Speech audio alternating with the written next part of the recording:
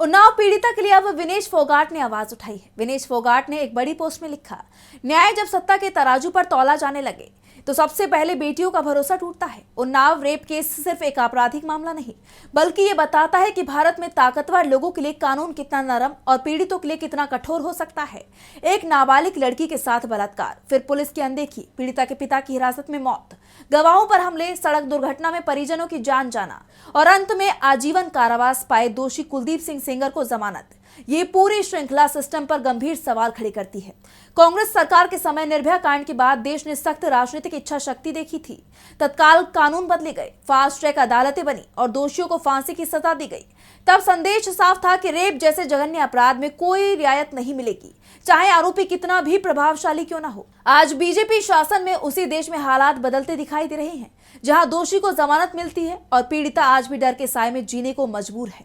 और इससे भी ज्यादा चिंताजनक है सत्ता से जुड़े नेताओं का दोषियों के पक्ष में खुलकर बोलना।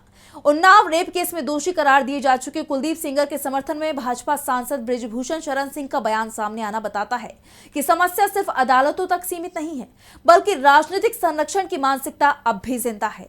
जब देश की बेटियां न्याय की आस में खड़ी हों और सत्ता से जुड़े लोग दोषियों के लिए सहानुभूति जताएं, तो संदेश साफ जाता है कि ताकतवर के लिए अलग और पीड़िता के लिए अलग न्याय है। भाजपा राज में सवाल पूछने वालों को दबाया जाता है और पीड़ितों की आवाज को बोझ समझा जाता है।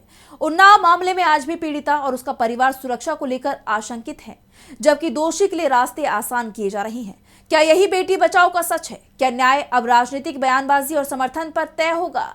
मैं एक बेटी हूं, एक खिलाड़ी हूं और एक जनप्रतिनिधि हूं।